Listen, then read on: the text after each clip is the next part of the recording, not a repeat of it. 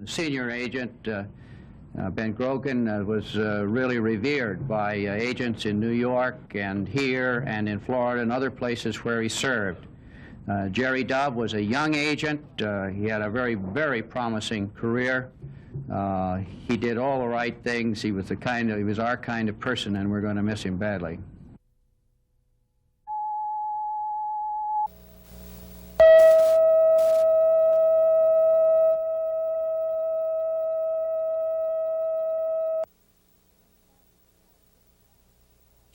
Dumbfounded is how Christy Matix describes it. There is still a lot of shock. Finding out her estranged husband, William Matix, apparently led a Jekyll and Hyde life. Only now is she piecing together secret clues among her family. It's like we each saw one little piece of a puzzle. And we each, by itself, it was insignificant. It could have been something anybody would have done. But when I took my piece, with his sister's piece, with the housekeeper's piece, with his parents, and when you start putting them all down on the table, they've made a picture. Matix, along with Michael Lee Platt, involved in the worst bloodbath in FBI history, killing 2 agents, wounding 5 others in a quiet Kendall suburb.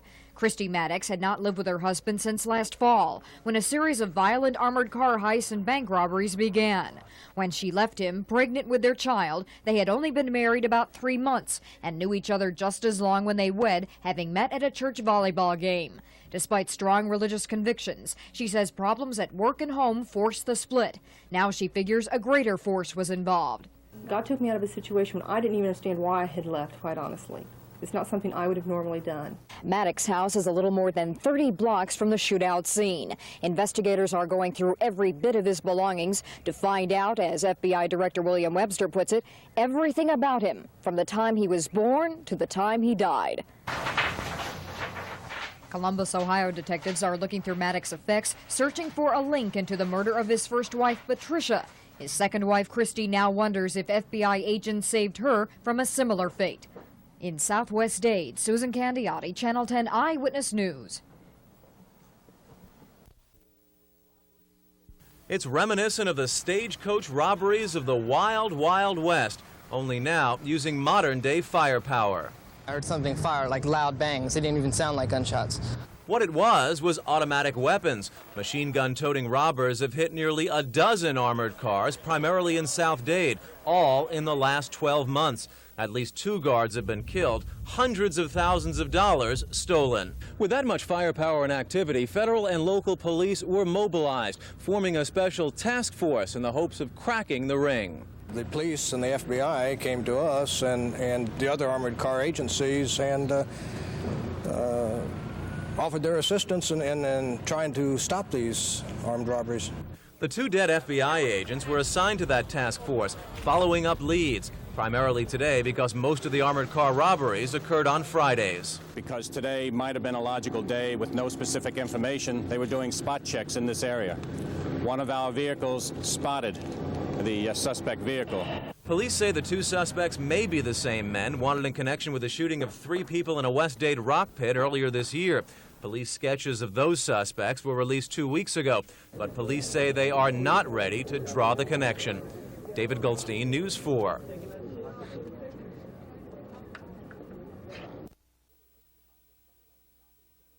Zip through the neighborhood behind the Sunnyland Shopping Center. News 4's Amy Huggins is at Baptist Hospital, where some of the wounded are still being treated. Amy? Jim, 2 of the officers are here. The agents are at Baptist Hospital. They are in serious but stable condition. A third is in serious but stable condition at South Miami Hospital. 2 other agents were treated and released, and 2 officers were killed today. To fill us in on what spawned this terrible tragedy, here's News 4's Ed Odell. The sound of gunfire and the smell of death, a chaotic bloodbath played out before residents and business people just as the area in South Kendall came to life about 9:30 this morning. Witnesses described the scene as a war zone, Miami Vice without the cameras. The blazing gun battle left 2 FBI agents and 2 suspects dead.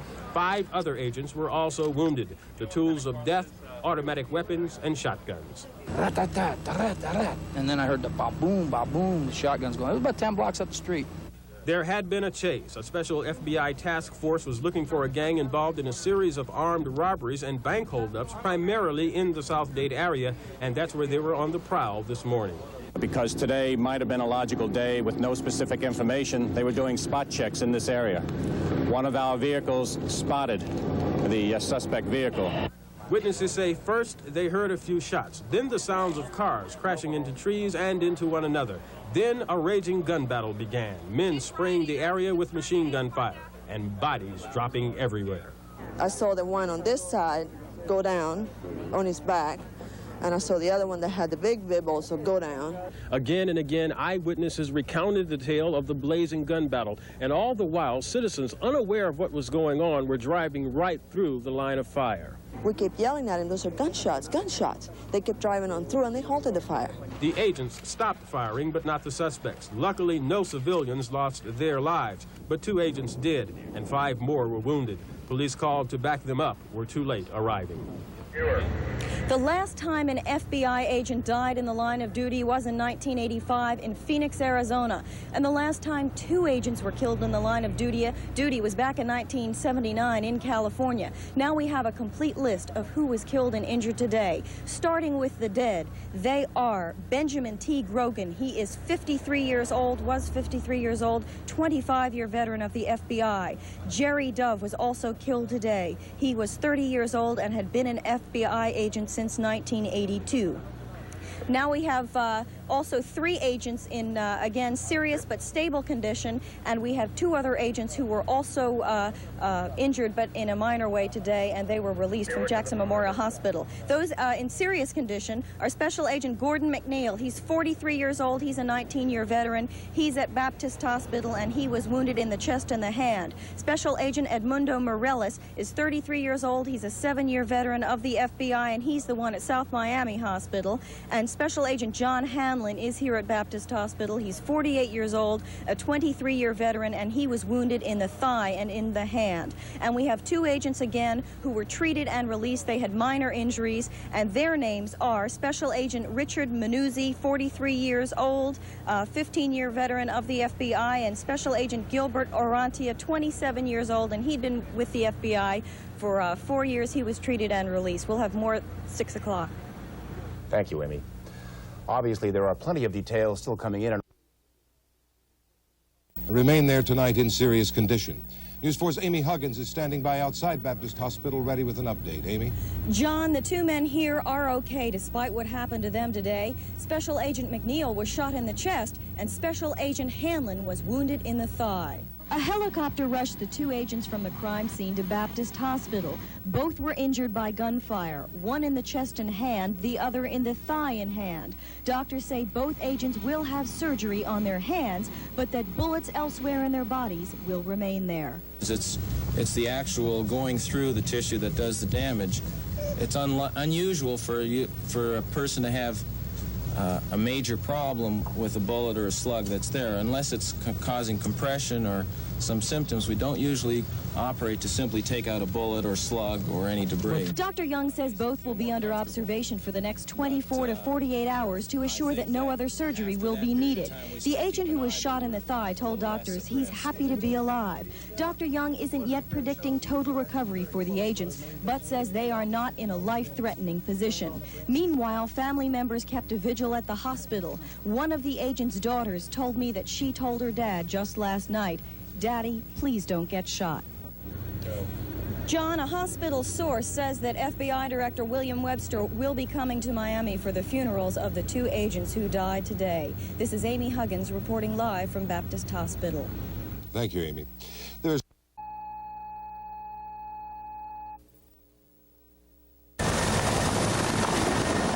William H. Webster made hospital rounds in the same chopper with the same crew that took his wounded agents to emergency rooms Friday. First stop, South Miami, where Agent Ed Morales, credited with shooting both suspects, is in good condition waiting for another operation. From there, Webster headed to Baptist Hospital, where agents Gordon McNeil and John Hanlon are recuperating. After spending almost an hour with the agents and their families, Webster came out to say, in his eyes, his men are heroes. The agents responded quickly, with a large number of agents on the scene. acted in a way so as to best protect the innocent bystanders in the choice of their weapons. I know of nothing other than they behaved in the most commendable and brave way. While Director Webster says his injured agent's spirits are good, the doctors who work to save those men say they are incredibly lucky. And the doctors have opted not to operate to remove any of the bullet fragments still remaining in their bodies. Neurosurgeon Donald Dooley says Gordon McNeil narrowly escaped being paralyzed. And he initially had severe motor loss in his lower extremities. He's regained almost all of that, although he has some loss of sensation. But again, that is getting much, much less. Doctors predict all the agents will recover quickly and could be released within the next few days. Director Webster says when they are, they'll be honored for risking their lives for their country and for this community. In Kendall, Katrina Daniel, News 4. For 3 years, these two men have been trying to solve one of the most shocking murders in Columbus, Ohio's history, the brutal killing of 30-year-old Patricia Matix, one of 2 lab technicians stabbed to death in a Columbus hospital, her wedding ring finger cut off. Now they've come to Miami to see if they finally found their man in William Matix, the victim's ex-husband. The fact that he was killed, he obviously has taken on some violent undertakings, and this, of course, brought our interest back to him. Columbus detectives always thought Matix reacted strangely for someone whose wife was murdered, but they never had evidence to charge him. They think the bloody gun battle that brought Matix to his end could help bring them to the end of their case. I can only say that we're here to review what these gentlemen from Florida have, and we'll have to make a determination after we've looked at everything. And everything includes evidence about Matix's best friend, business partner, and partner in crime, Michael Platt. A year after Matix's wife was killed, Platt's wife is believed to have shot and killed herself at the Southwest Dade home. Coincidental violent deaths of best friends' wives? Well, police say maybe not. The Platt case, although it's still considered a suicide, has been reopened. Meanwhile, police have now recalled that Platt mentioned Matix in the initial suicide investigation. He indicated, according to the report, rather matter-of-factly that Matix was a close friend who had come down a few months prior to the suicide, and he believed that there had been some sort of an affair between Matix and his wife. These detectives are confident all the pieces of the puzzle will somehow fit together. In their 2 or 3 day stay, The sound of gunfire and the smell of death, a chaotic bloodbath played out before residents and business people just as the area in South Kendall came to life about 9:30 this morning. Witnesses described the scene as a war zone, Miami Vice without the cameras. The blazing gun battle left 2 FBI agents and 2 suspects dead.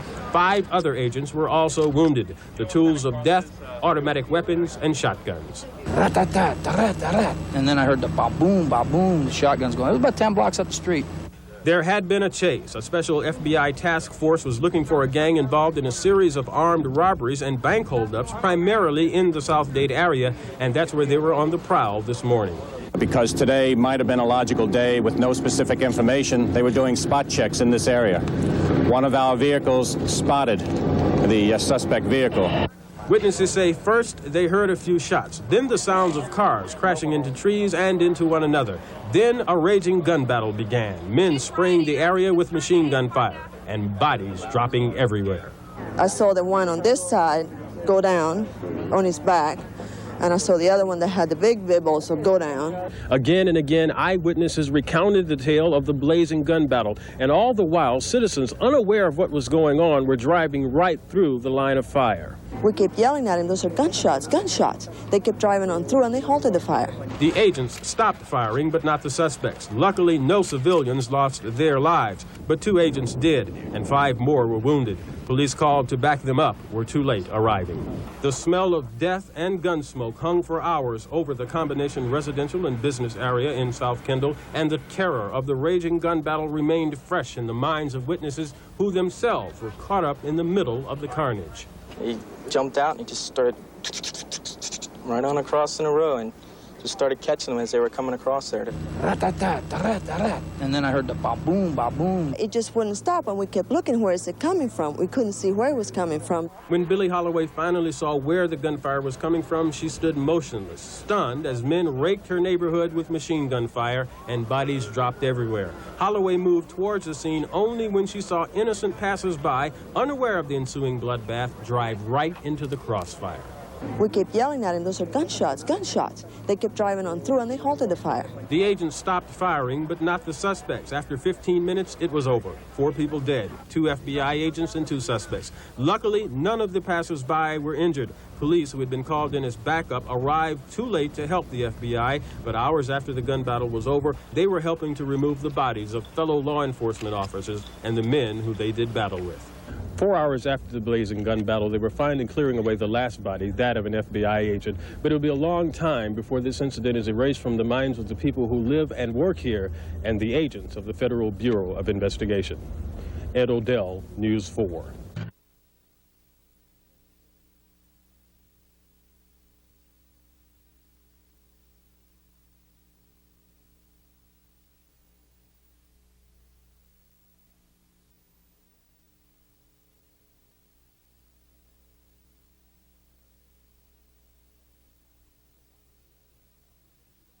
The dark of night and the passing of a few hours has sharpened the dream-like borders of that bizarre death scene. For witnesses, it seems not so surrealistic now, and what passed for courage as they watched today has turned to unnerving reality in retrospect.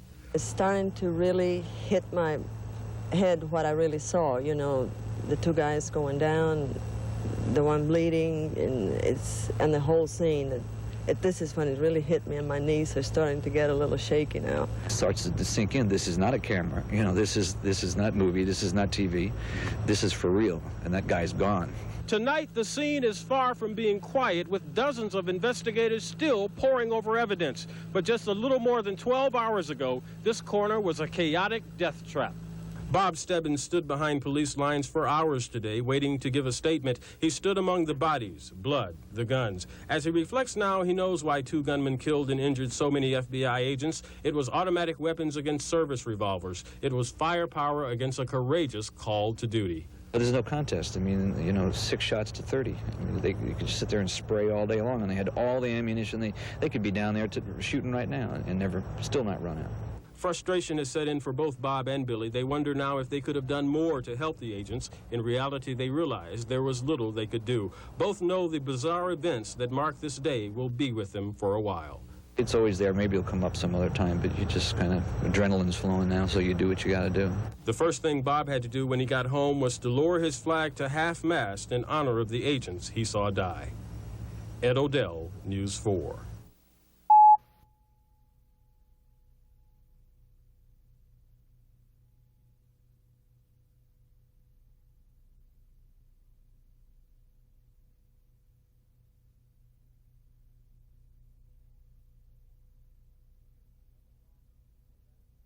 Either another robber or that same robber shot the courier 2 more times with what is described as an automatic weapon.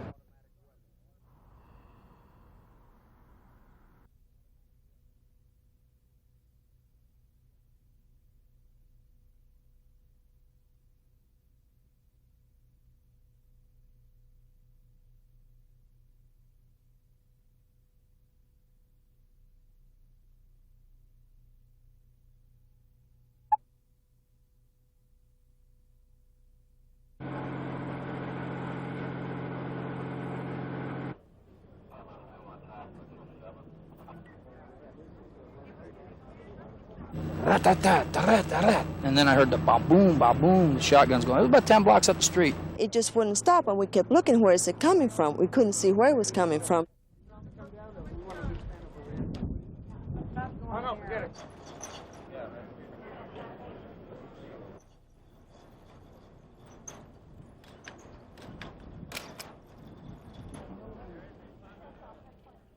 But it appears that they were armed with at least 1 automatic weapon, capable of firing approximately 30 rounds in a single cartridge container, and one shotgun that appears to have been modified to carry additional shells.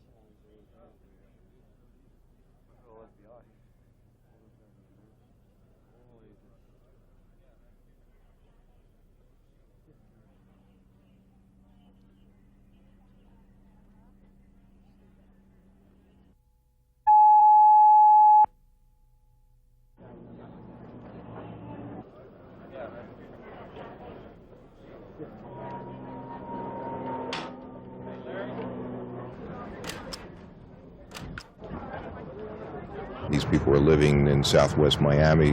The probe involves robberies that occurred in southwest Miami. At this time, we don't have anything to link them to any group, and we're not going to specifically rule out anything, but there's no information to indicate that at this point.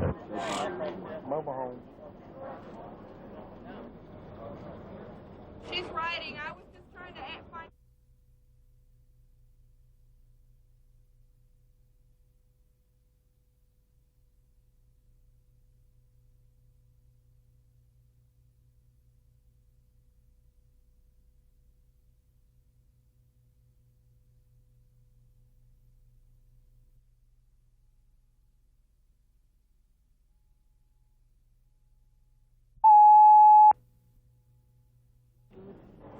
The smell of death and gun smoke hung for hours over the combination residential and business area in South Kendall, and the terror of the raging gun battle remained fresh in the minds of witnesses who themselves were caught up in the middle of the carnage. He jumped out and he just started right on across in a row and just started catching them as they were coming across there. And then I heard the ba-boom, ba-boom. It just wouldn't stop, and we kept looking where is it coming from. We couldn't see where it was coming from. When Billie Holloway finally saw where the gunfire was coming from, she stood motionless, stunned as men raked her neighborhood with machine gun fire and bodies dropped everywhere. Holloway moved towards the scene only when she saw innocent passers-by, unaware of the ensuing bloodbath, drive right into the crossfire. We kept yelling at him, those are gunshots, gunshots. They kept driving on through and they halted the fire. The agents stopped firing, but not the suspects. After 15 minutes, it was over. 4 people dead, 2 FBI agents and 2 suspects. Luckily, none of the passers-by were injured. Police, who had been called in as backup, arrived too late to help the FBI, but hours after the gun battle was over, they were helping to remove the bodies of fellow law enforcement officers and the men who they did battle with. 4 hours after the blazing gun battle, they were finally clearing away the last body, that of an FBI agent. But it'll be a long time before this incident is erased from the minds of the people who live and work here and the agents of the Federal Bureau of Investigation. Ed Odell, News 4.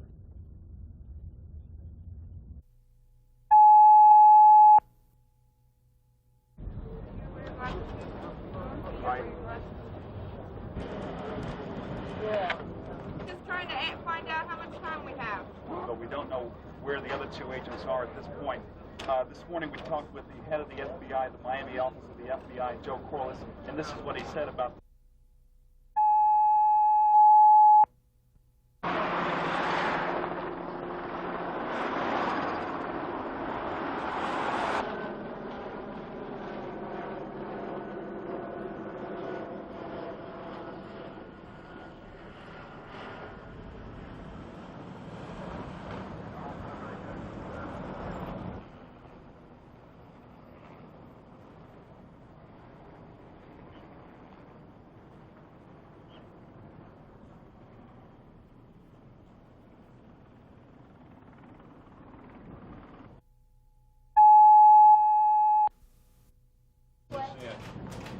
this print on 28-6-3-240.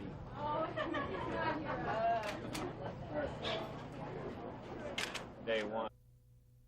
I got shot in the hand first. My hand exploded and blood came out, and when I flopped over on my back and I looked to the left and saw the guy standing by the car. And then he came around and shot me on the ground, again in the groin. And there was a lot of machine gun fire, and all the casings came down on top of me.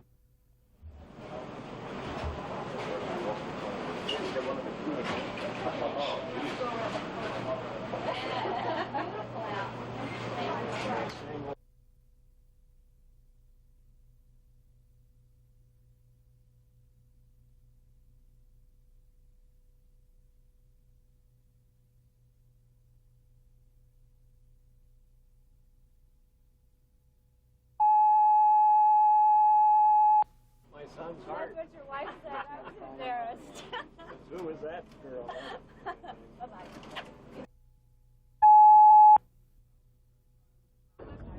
The sound of gunfire and the smell of death, a chaotic bloodbath played out before residents and business people just as the area in South Kendall came to life about 9:30 this morning.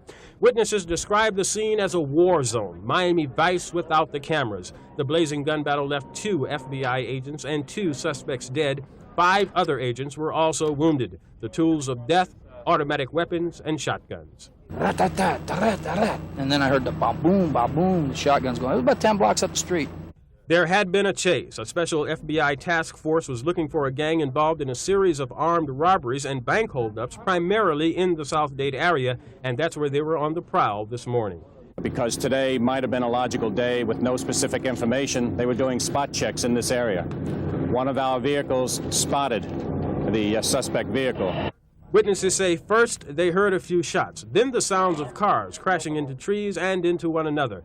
Then a raging gun battle began, men spraying the area with machine gun fire, and bodies dropping everywhere. I saw the one on this side go down on his back, and I saw the other one that had the big bib also go down. Again and again, eyewitnesses recounted the tale of the blazing gun battle, and all the while, citizens unaware of what was going on were driving right through the line of fire. We kept yelling at him, those are gunshots, gunshots. They kept driving on through, and they halted the fire. The agents stopped firing, but not the suspects. Luckily, no civilians lost their lives, but 2 agents did, and 5 more were wounded. Police called to back them up were too late arriving. Ed Odell, News 4.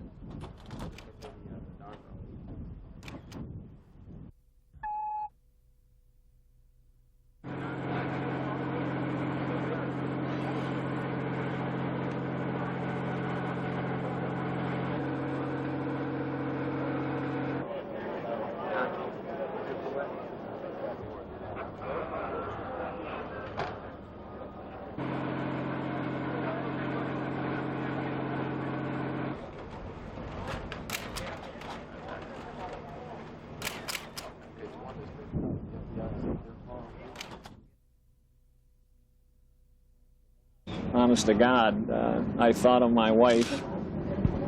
I thought of my 3 kids. And I wasn't thinking I got to see Paris, but I just, I wasn't ready to die.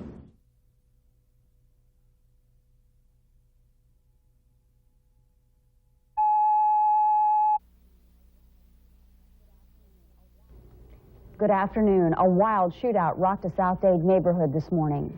4 people reportedly died in the hail of gunfire. 2 of them are FBI agents. News Center 7's Robert Gilmartin is standing by at the scene near the Sunnyland Shopping Center with the latest on this violent day. Robert? Well, Peter, if I'm out of breath, it's because we just got some information from the head of the Miami FBI office, Joe Corliss, who did confirm for us just now that 2 FBI agents are dead, 5 were injured in the shootout. And the scene, if you can see down below me, just over here, it looks like a battle zone. 4 bodies are spread out near those 2 cars down there. There was a shootout between 2 agents and at least 2 people that were being sought on armed robbery charges. After the bullets started flying, 2 agents were dead, and as we said, 5 were wounded. A police radio report said that those agents were shot while on surveillance of a armed robbery suspect involved in a number of robberies here in South Dade involving armored cars. There was a bolo put out earlier for a white van that was seen in the area. Now, the same white van has been sought in these armored car robberies throughout South Dade. This might be the worst loss for FBI agents since 1976. At that time, 2 FBI agents died in the Pine Ridge Indian Reservation, South Dakota. Now, we have reports here of 2 agents being treated in Baptist Hospital. We're not sure what their condition is at this point. And 1 agent who is in South Miami Hospital who's undergoing surgery right at this very moment. We understand that he has suffered a shotgun blast. And there are reports, as we said, of a search for a white van. Be on the lookout. A bolo went out for this white van earlier. And as we said, it was a similar van involved in a number of armed robberies of armored cars in South Dade. As we said, Joe Corliss, the head of the FBI here in Miami, just started releasing some details now. The place, as you can see, is covered with Metro homicide investigators. We're going to try to find out what exactly happened. But again, the report here from Southwest 82nd Avenue and 120th Street is that 2 FBI agents are dead, 5 are wounded, and at least 2 suspects are dead here. We'll have more details tonight at 6. Peter and Jill? Thank you, Robert. That's certainly a violent morning. That's Robert Gilmartin reporting live from South Dade. Recapping our top story today. 4 men are dead, 2 of them FBI agents, in a wild shootout in South Dade. Let's go back to News Center 7's Robert Gilmartin live on the scene. Robert? Well, Peter, Metro homicide investigators are still combing this area, trying to figure out what happened here this morning. As you just said, 2 FBI agents are dead and 2 suspects are dead. We're told 5 FBI agents were wounded this morning in this shootout. We're also told that it started as a moving surveillance of some armed robbery suspects. There have been a number of armed robberies of armored trucks in the area, a number of guards killed. There's a bolo, be on the lookout now for a white van that was supposedly involved in these armored car holdups. We had reports that recently, within the last half hour, that white van had been spotted. However, we don't know anything about whether any suspects in it. We have a condition report on 1 FBI agent in South Miami Hospital. He's undergoing surgery now. He's got some shotgun wounds. 2 other agents, we're told, are in critical condition in Baptist Hospital. We don't know where the other 2 agents are at this point. This morning we talked with the head of the FBI, the Miami office of the FBI, Joe Corliss, and this is what he said about the shootout here in South Dade. Today at approximately 9:30, we had agents of the FBI in Miami conducting an investigation into armed robberies and bank robberies that had been occurring in this area. By chance, they'd had information on the identification, including the license tag on a suspect vehicle used in these robberies. Because today might have been a logical day with no specific information, they were doing spot checks in this area. One of our vehicles spotted the suspect vehicle during their spot checks. They later on radioed for assistance, and apparently when they believed they had sufficient assistance, an attempt was made to pull this vehicle over. At that point, a confrontation ensued. Shots were fired, which resulted in the killing of the 2 individuals that were pulled over by the agents, the killing of 2 FBI agents, and the wounding of 5 other agents, 2 of them, or 3 of them superficially. 2 of them superficially. This may in fact be one of the worst days for the FBI in about 10 years. It was 10 years ago at the Pine Ridge Indian Reservation in South Dakota that 2 FBI agents were killed. As we said, the investigation is still going on here. We have 2 suspects dead, 2 FBI agents dead, and 5 wounded. Peter and Jill? Thank you, Robert. It is a tough day for law enforcement. Thank you. And that's our report for now. This morning, at this hour, FBI agent Ed Morales is being released from the hospital. He was one of those wounded in the Kendall shootout 2 weeks ago. News Center 7's Robert Gilmartin has the story live from South Miami Hospital. Robert? Well, Jill, right at this moment, Ed Morales, one of the wounded FBI agents in that shootout 2 weeks ago, is giving a statement to reporters. If we could try to come up now, we'll try to get some sound with him live.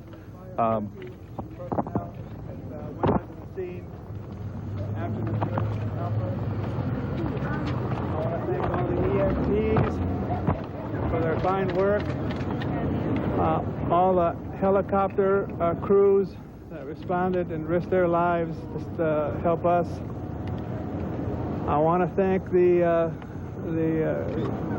doctors and nurses and the staff of South Miami Hospital. They're tremendous people. They did a tremendous job literally putting my arm back together I can't thank them enough. They'll always have a place in my heart.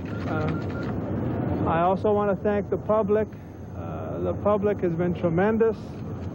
I've received hundreds of letters from people and school children with their support and their prayers and their well wishes. And I really, personally, and the FBI really appreciate the support that the public has given us. Thank you. Ed, you've been called a hero. What's your response to that?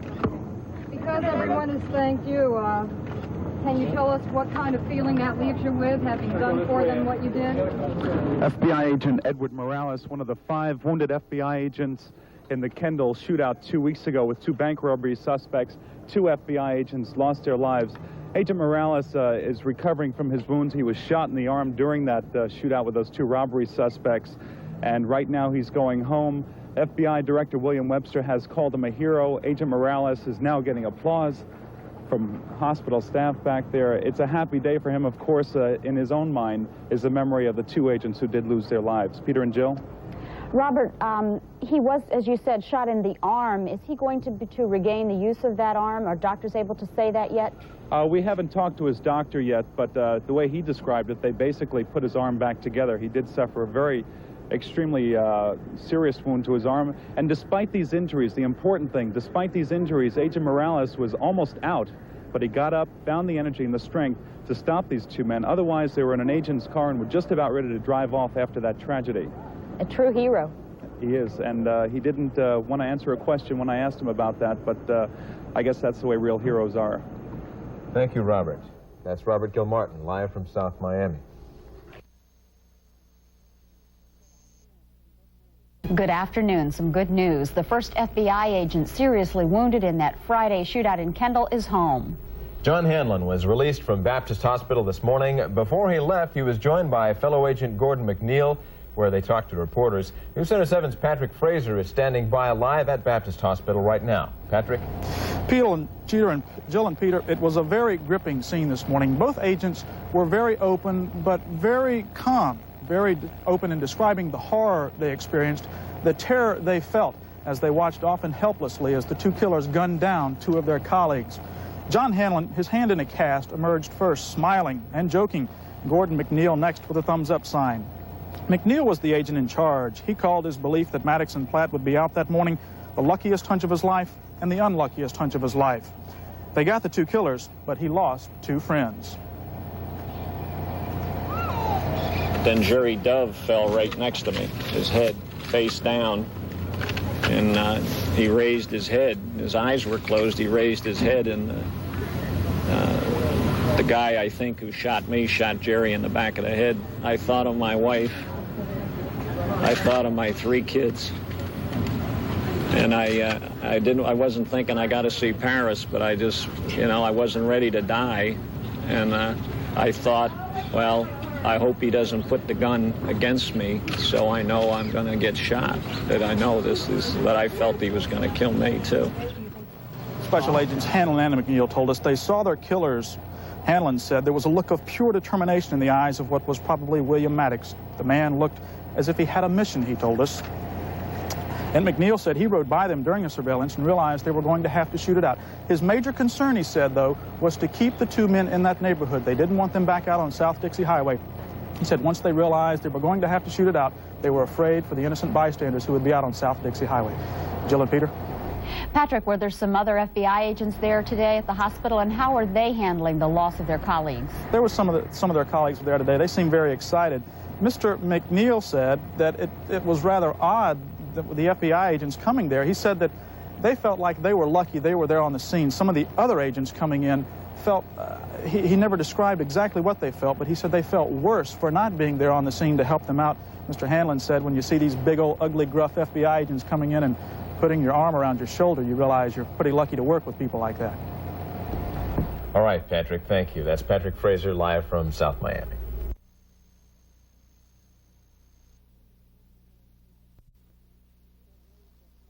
Good news this morning. At this hour, FBI agent Ed Morales is being released from the hospital. He was one of those wounded in the Kendall shootout 2 weeks ago.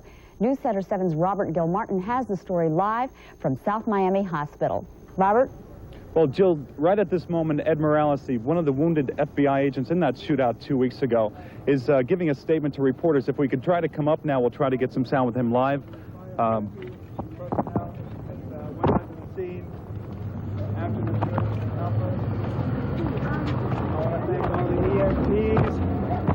For their fine work, all the helicopter crews that responded and risked their lives just to help us. I want to thank the doctors and nurses and the staff of South Miami Hospital. They're tremendous people. They did a tremendous job literally putting my arm back together. I can't thank them enough. They'll always have a place in my heart. I also want to thank the public. The public has been tremendous. I've received hundreds of letters from people and school children with their support and their prayers and their well wishes. And I really, personally, and the FBI really appreciate the support that the public has given us. Thank you. Ed, you've been called a hero. What's your response to that? Because everyone has thanked you, can you tell us what kind of feeling that leaves you with, having done for them what you did? FBI agent Edward Morales, one of the 5 wounded FBI agents in the Kendall shootout 2 weeks ago with 2 bank robbery suspects. 2 FBI agents lost their lives.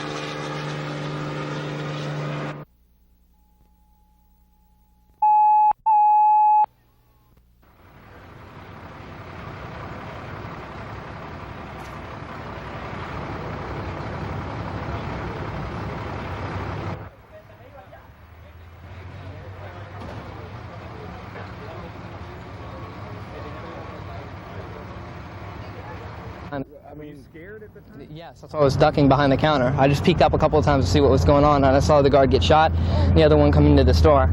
I didn't see the car or the people that were shooting. Did anything fly into the store? I mean, No. was there glass breaking or anything? No, but I just saw the car got shot. The window broke outside.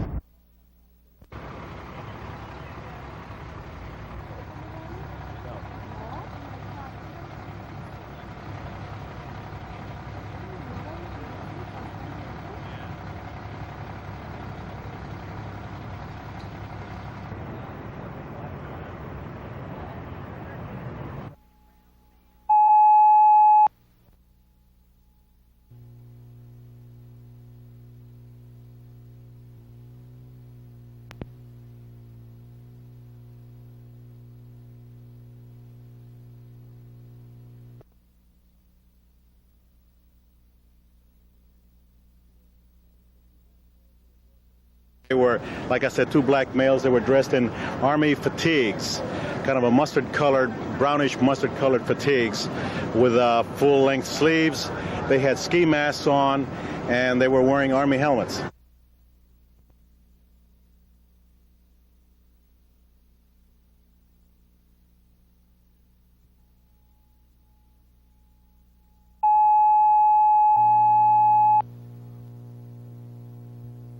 April 20th, 3 masked men with handguns injure an armored car guard outside a Southeast bank. They grab $100,000 and flee. June 21st, a Wells Fargo driver is shot and killed by 2 men after he makes a routine money pickup at a Southern Bell office. They take the money and run. October 9th, Two subjects wearing ski masks confront two armored car guards. The criminals fire their machine guns into the back door of the truck and flee with a bag of money. October 16th, yesterday, three masked bandits approached three Wells Fargo guards in front of a Winn-Dixie. They exchanged several rounds of gunfire. One guard is badly wounded in the leg. The subjects flee, but this time without the money. And finally, October 17th, today, two masked men try to rob the same guard who was a victim last week, but this time the guard shoots back, foiling the attempt. In all, there have been 5 armored car robberies and 2 attempts in the last year, 3 of those in the last 8 days. Metro Police and the FBI are pooling their resources in an effort to curb this rash of robberies. They say they're being committed by highly professional gangs who know a lucrative heist when they see one, gangs who get the driver's routes down pat. They have a pretty good idea of where the armored car is going, where it's come from, and how long it's going to take them to remove the money from the premises. These most recent gangs show a lot of firepower in their weaponry. They've used shotguns, they've used machine guns, and in that sense, they show that they are a professional and very dangerous, organized robbery ring. Robbing armored trucks seems to be a growing trend throughout the country, especially the eastern seaboard, according to police, who also say those committing the crimes could strike in Florida one day and be in Alabama the next.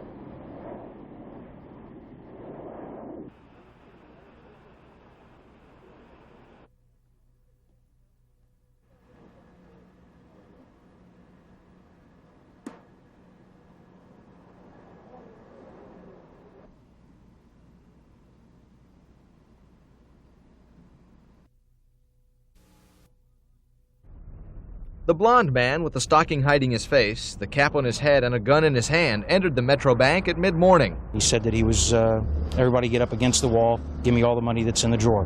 Police are not saying how much the man got, but inside the bank, an employee was pantomiming how the masked man stuffed the bills in his pockets and belt. And as he was leaving... The gun went off accidentally, because as he was putting the money, stuffing money into his pants pocket, the gun went off, striking the ground. The bullet shattered. Crime scene technicians put markers on the floor where they found the 8 fragments. One of them had hit a bank worker in the foot, though it left only a scratch.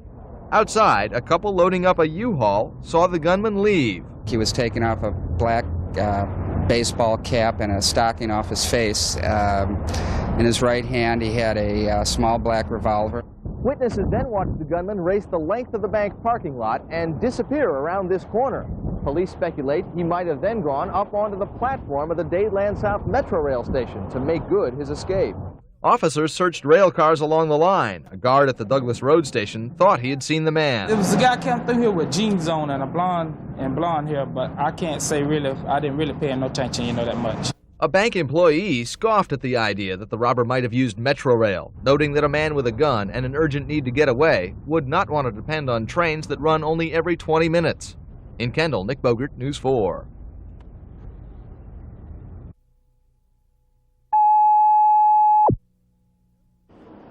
Those who witnessed the armed robbery said the two gunmen definitely meant business as they shot their way into the AmeriFirst Federal Bank. They were all dressed for it, I'll tell you.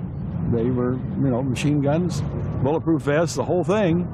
Michael Bistorino was driving to work at a nearby restaurant when he heard the shots. He stopped, watched the armed gunmen slowly get into their car, and as they pulled away, he chased them in his truck.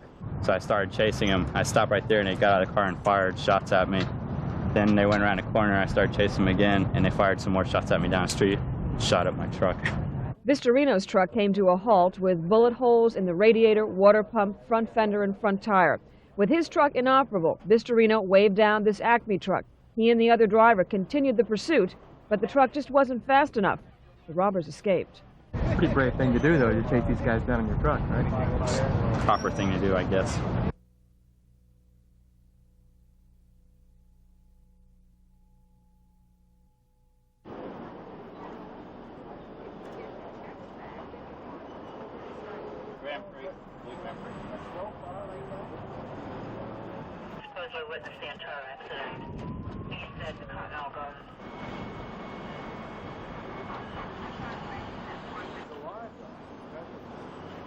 Did they shoot that or did they break that glass? You shot that?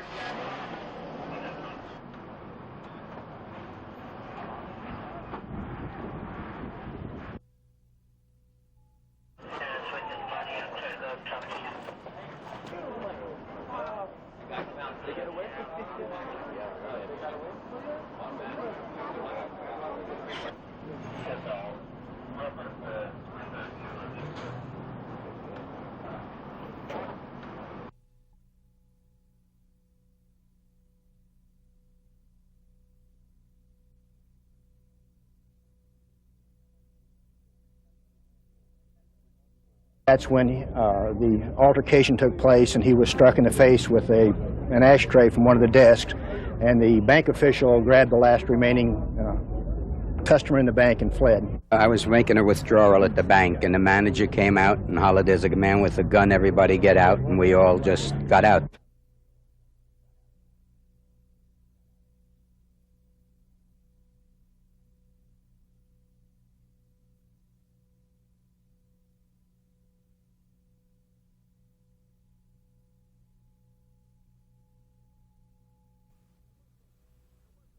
There was no guard at the Brinks warehouse, and police say they received no report of an alarm going off at 1 Sunday morning.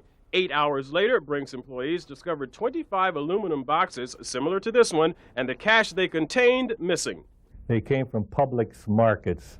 They're the cash boxes that are used at Publix at the teller windows, you know, when people walk up and get the money in from the markets. Miami police are looking for 4 to 5 white men who used a late model brown van to make their getaway with the cash. Police were lucky enough that the suspects took 20 minutes to steal the cash boxes right under 2 Brinks security cameras. Unfortunately, the pictures aren't very clear. Miami police are hinting at an inside job, saying the suspects knew exactly what they were looking for and how to go about getting it. They pried open an outside door to the building and entered through an outside door. They entered the building and went through a couple of other doors into the room where these boxes were stored, and they removed the boxes from the building. September 1986 was the date of the last Brinks robbery in Dade County. 2 large bags of money were stolen from a messenger on a Brinks truck. This, however, is the first time the Brinks headquarters in Miami has been hit. Police don't know if an alarm that was never heard failed or was disconnected. Ed Odell, News 4.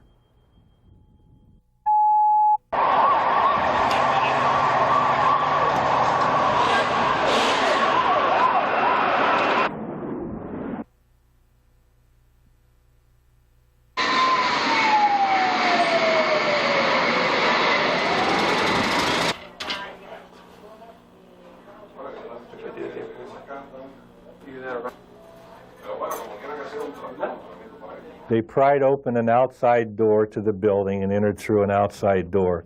They entered the building and went through a couple of other doors into the room where these boxes were stored, and they removed the boxes from the building.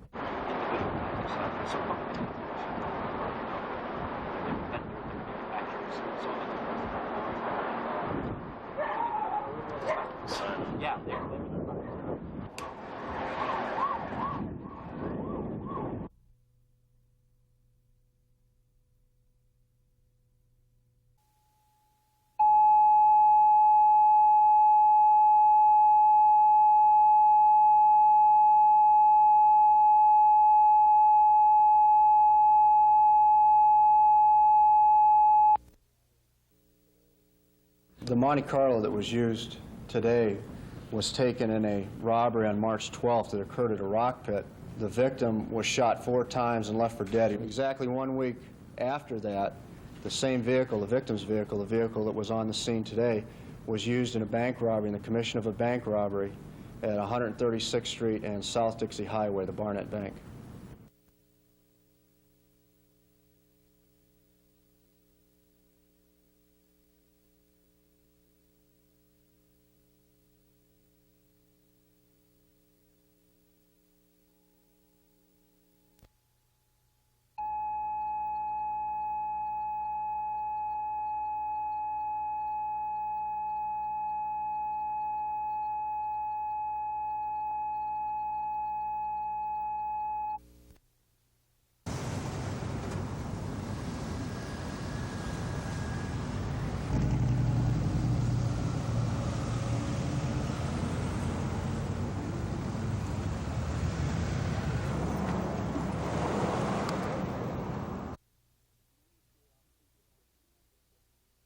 Mainly curiosity, just to see it, because it's hard to believe it when you just see it on TV. You know what I mean? It's like another cop show. You know what I mean?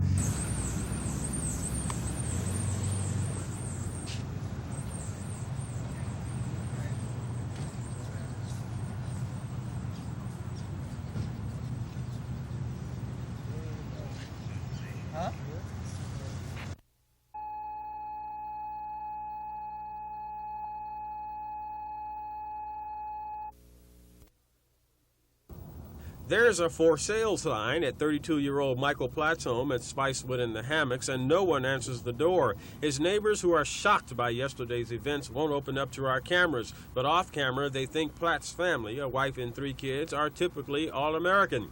Neighbors of 34-year-old William Matix watched 2 unidentified people at his home today. Yesterday, they watched the FBI comb the house for nearly 8 hours. Last night when we were watching the news, we heard his name. And I was never so shocked. I couldn't believe it. Tita Brennan lives across the street from the Matix home. She kept his 2-year-old daughter sometimes. He dated one of her daughters for a while. Quite a nice fellow. He would try and help us whenever he can. One day my husband was cutting the trees and he came over and offered to help. Gunter Hubschman is Matix's next-door neighbor. He's recalling the day he cursed Matix for waking him up at 4:30 in the morning. How do you feel early in the morning when somebody wakes you? You want to go outside and punch him on the nose. So now you've cursed him out, and now today you find out... I am sure happy that I didn't go out to confront him. Neighbors who knew him said the once outgoing Matix had changed over the last year, and now he kept more to himself. He wasn't as friendly, to his neighbors as he had been when he first came. 6 months ago, FBI agents began their task force probing the armed robberies that Matix may have been involved in. Today, people who tried to be good neighbors are wondering what they might have almost gotten themselves into. Ed Odell, News 4.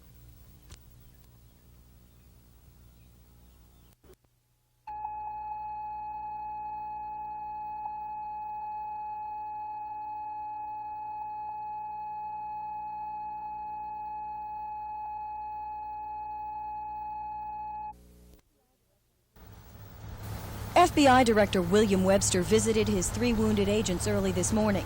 First stop was South Miami Hospital, where Ed Morellis is recovering from arm injuries he received in Friday's shootout. Webster stayed just 5 minutes, long enough, however, to get a good report on the agent's condition. He's getting better. A little pain, but he's getting a lot better. All right. Webster then took off for Baptist Hospital, where he visited agents McNeil and Hanlon, who were also wounded Friday. They, too, are in good condition. Yesterday's VIP was Attorney General Edwin Meese, who told reporters the FBI did the best it could, considering the circumstances surrounding the shootout. Well, the FBI has heavier weapons for situations where this kind of thing is anticipated. In this particular situation, the agents had to do something on the spur of the moment when they saw this car, and they took the necessary action. They were very careful to make sure that they did stop the car at the time that it did before it got into a heavily traveled street.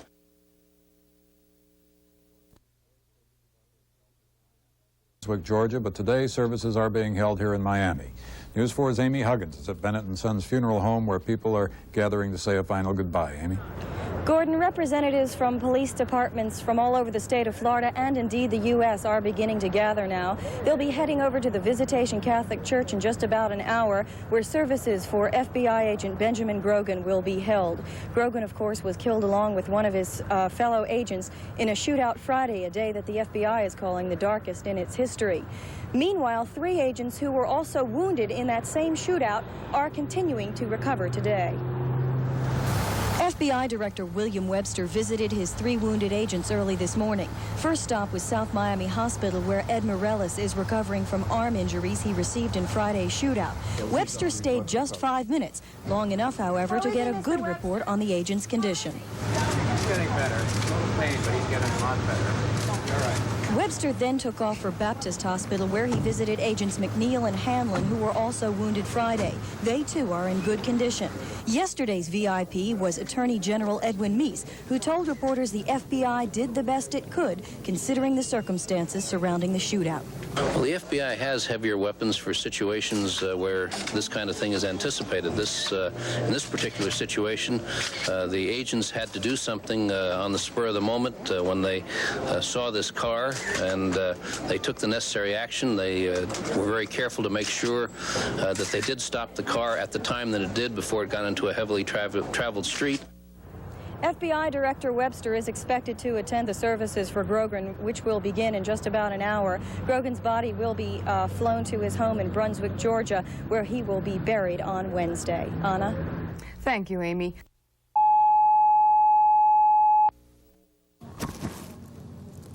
The pickup truck was discovered in a back parking lot of an apartment complex in southwest Dade, just a few miles from where Platt and Matix and 2 FBI agents died in a violent shootout last week.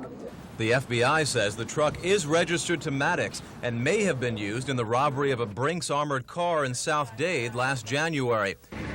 Metro police believe Platt and Matix used the truck during the shooting and robbing of a man in a rock pit earlier this year. Meanwhile, the police investigation is taking an unusual twist. Investigators looking into the mysterious deaths of both Platt and Matix's wives, one occurring here in the southwest Dade home that police say was owned by Platt back in 1984.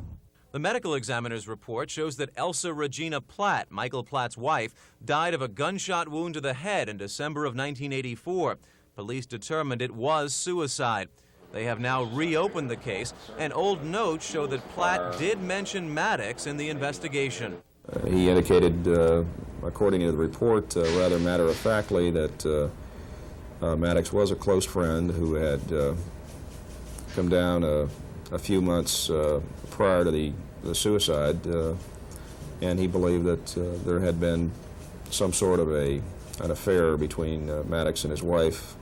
Meanwhile, late this afternoon, detectives from Columbus, Ohio arrived in Miami to reopen the investigation of Matix's wife, who was murdered in Columbus 3 years ago. David Goldstein, News 4.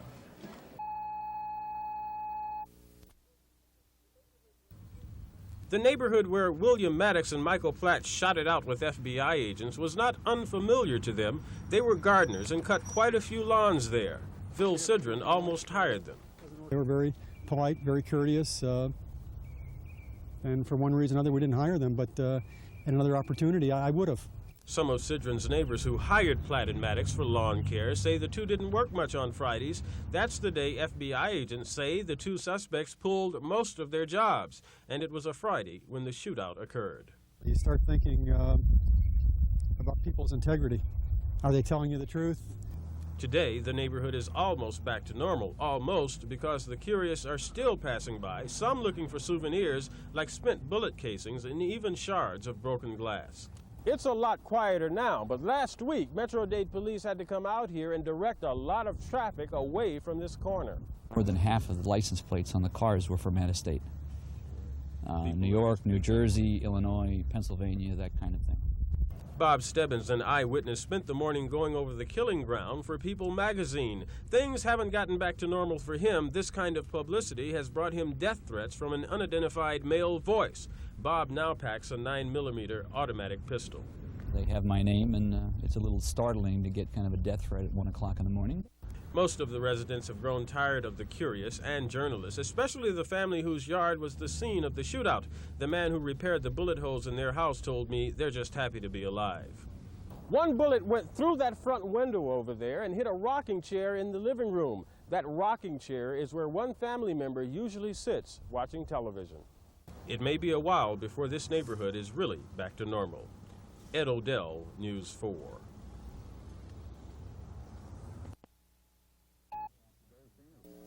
Goldstein is live in Southwest Dade County with details. Well, Gordon, here I'm down in Southwest Dade, where police have discovered that white Ford pickup truck that is believed linked to William Matix and Michael Platt, the two men that were charged or have killed the two FBI agents last Friday, wounded 5 others. The pickup truck was found in the back of a condominium complex. Police are saying a concerned citizen called the FBI this morning. This pickup truck is suspected of being used in a burglary and attempted murder by Platt and Matix down in a Southwest Dade rock pit just a couple of months ago. It also may be suspected of being used as a getaway car in various armed robberies and bank robberies that Platt and Matix may be linked to. Also, it is right close by. We are just about 5 minutes away from where the shooting occurred last Friday. Again, speculation, this truck may have been tucked away here to be used as a getaway car for one of the bank robberies last Friday. Again, that is purely speculation. Police just got here a few hours ago. They are not saying much right now, referring a lot back to the FBI. That is all we know right now, but the pickup truck has been found here in South Dade. Anna?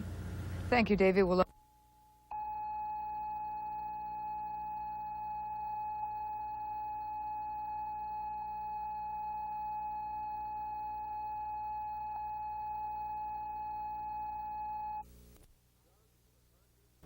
Guns for Contras coming from Hialeah's confiscated weapons vault. Officer Bob Ziplis was ordered to do an inventory, but didn't know why. We weren't advised of that at all. As a matter of fact, the first time I saw it was on TV. Hialeah confiscates about 200 guns a year. Proponents of the idea say they could supply 70 to 80 weapons a year to the rebels. We're not talking Saturday night specials here. Exotic weapons like Uzis, Thompson .45 caliber machine guns, automatic shotguns, and Mini-14s, the kind used to kill 2 FBI agents recently. There's also an assortment of handguns like Mausers, Colt .45s, and .38s. Any military group would love to get their hands on these. This is a confiscated 9mm MAC-10 with a silencer on it. By state law, the department is required to keep it in its possession or destroy it. In reference to whether they send them or don't send them, I don't think that I really have any reference on that.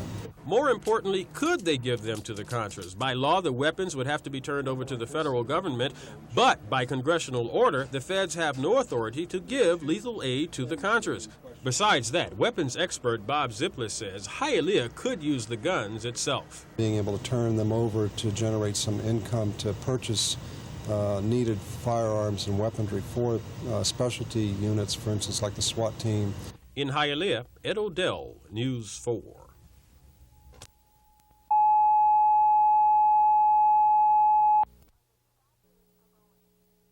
Are they stopped or are they still going? I'm able to answer chain. I believe they're stopping. The unit stopping the vehicle? Dade County Police and Fire, do you have an emergency? Yes, there's a gunfight going out. Are they shooting a gun or are they threatening? They're shooting guns and machine guns. They have guns and machine guns? Yes. And a car knocked down a tree. They're still shooting. They are firing shots? Yes. Right there. Oh, I hear it now. Yes, ma'am. This is Mr. Stebbins calling from 82nd Avenue and 120th Street. Northwest or southwest? Southwest. What's wrong? Multiple rounds of gunfire being fired down the street. 2 cars are parked. There are people screaming. It's between Southwest 120th Street and 124th Street. You can hear the gunfire in the background. And do you have any description on subjects that may be firing? Well, I'm going to go out and stick my nose around the wall.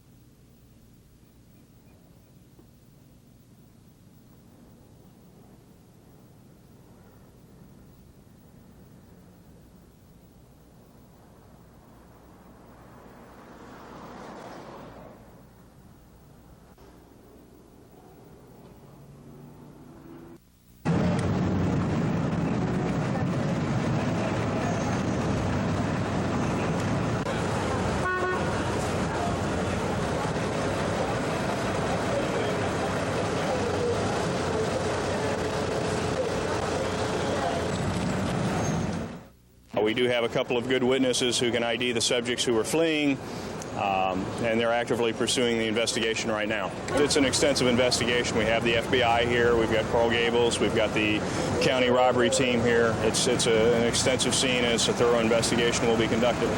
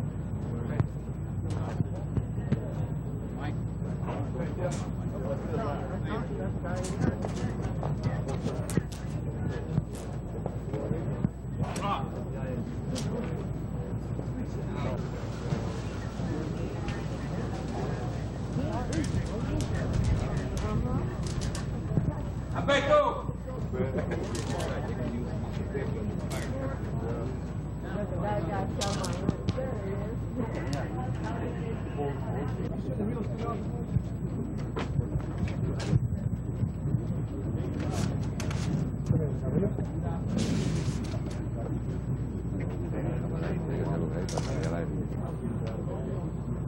got to stay back this direction here.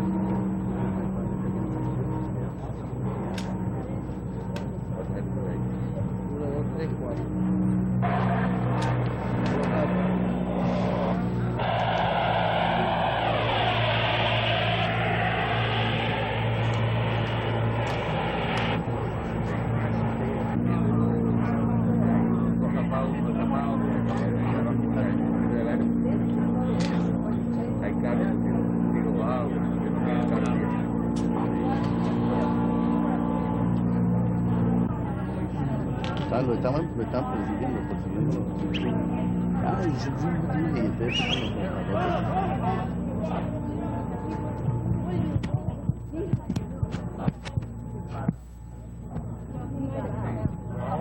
no tengo monitor, así que tiene que... Aló, baja el monitor que no oigo.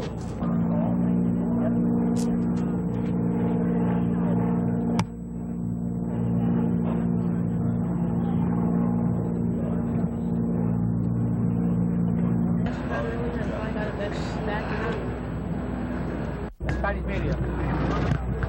Wait a minute. Can the people that don't have, let's let the camera. Approximately 9:30 today, special agents of the FBI office in Miami were conducting an investigation into armored robberies and bank robberies in this area. They were part of a joint task force with Metro-Dade. As part of this investigation that extends as far back as October of last year, they had possession of information on the identification, including a license tag, on the vehicle believed used by the individuals responsible for these robberies. Doing spot checks in this area solely because it was a Friday and robberies have occurred on that particular date, and with no specific information, they were here, spotted this vehicle. The agents initially spotting the vehicle called for help or assistance, and some point after obtaining what they believe apparently was sufficient assistance, there was a confrontation with the subject vehicle. Shooting ensued, which resulted in the death of 2 subjects, death of 2 agents, and the injuring of 5 agents, 2 of them superficially. And that's basically the statement. Joe, now there was a robbery, an armed car robbery at a Burnett bank not too far from here, 2 months back. Are these the same suspects? It was all part of an ongoing task force investigation of bank robberies and armored car robberies. Yeah, but is that one of the incidents? I'm not going to comment on the specific incident at the time, but it was a rash of armored car robberies in this area, which was the purpose of them being in this general area today. Were all the suspects captured? The suspects, as far as our knowledge at this time, were just 2 in that vehicle, and both of them are deceased. What kind of weapons were they? Not going to comment on any of the weapons or any of the detail at this time. You can understand that the matter is still under investigation. This is just the preliminary stage, and there's much more information that we have to develop before we're going to make any further comments. Okay? Oh, I can't come up to date right now. Thank you. Thank you, General. This is a joint investigation that we were doing. The FBI and Metro-Dade were working together on these armored cars and bank robberies. Did anybody get away? Did any of the suspects get away? 2 subjects are deceased. Were there any agents not injured? We're not releasing any names or any identities at this time. Were there any agents not injured? 15 minutes.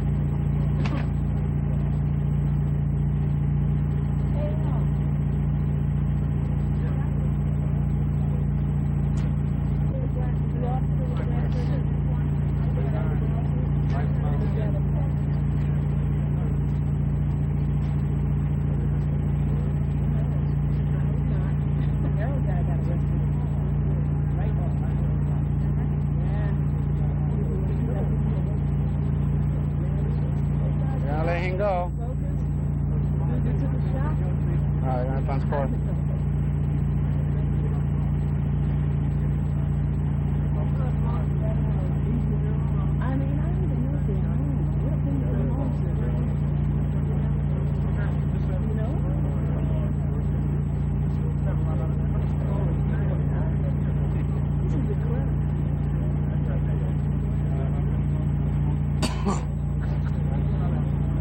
Where?